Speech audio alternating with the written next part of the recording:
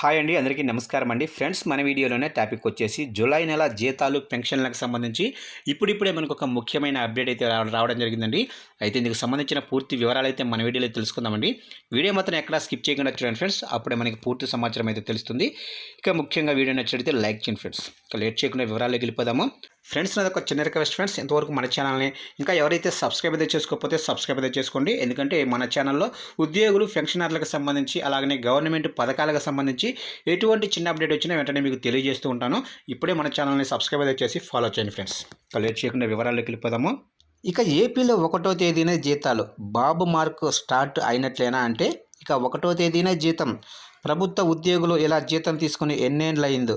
రాష్ట్రం అప్పుల ఊబిలో కూరుకుపోతుంటే 1వ తేదీన రావాల్సిన జీతం ఆ నెల చివరిలో ఎప్పుడొస్తుందో తెలియక అస్తవ్యస్త పాలన సాగింది. ప్రభుత్వ ఉద్యోగులు అంటేనే కొత్త లోన్లు కూడా మంజూరు కాలేదు.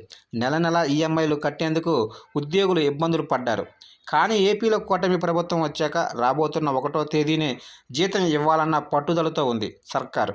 అవును, 1వ తేదీన జీతం ఇచ్చేందుకు అధికారులు ఎప్పటి నుండే ప్రయత్నాలు మొదలుపెట్టారు. కేవలం జీతాలే కాదు, పెన్షనర్లతో పాటు రిటైర్డ్ పెన్షన్లు కూడా 1వ తేదీన పంపిణీ చేసేందుకు ఆర్థిక శాఖ నిధులపై ఫోకస్ చేసింది. సీఎం చంద్రబాబు ఆదేశాలతో అధికారులు ఏర్పాట్లు చేస్తున్నారు. ఏప్రిల్, మే, జూన్కు సంబంధించిన పెంచిన ₹1000 పెన్షన్తో పాటు ఇవ్వాలంటే కనీసం 4,400 కోట్లు పైగా కావాలి. వీటికి తోడు జీతాలు కూడా జత చేస్తే 10,000 కోట్ల వరకు అవసరం పడతాయి. గతంలో తీసుకున్న అప్పులకు వడ్డీలు కూడా తోడవుతున్నాయి.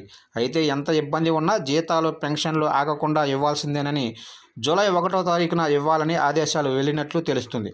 ముందుగా పెన్షన్లు, ఆ తర్వాత జీతాలు చెల్లించేలా ఆర్థిక శాఖ రెడీ అవుతుంది.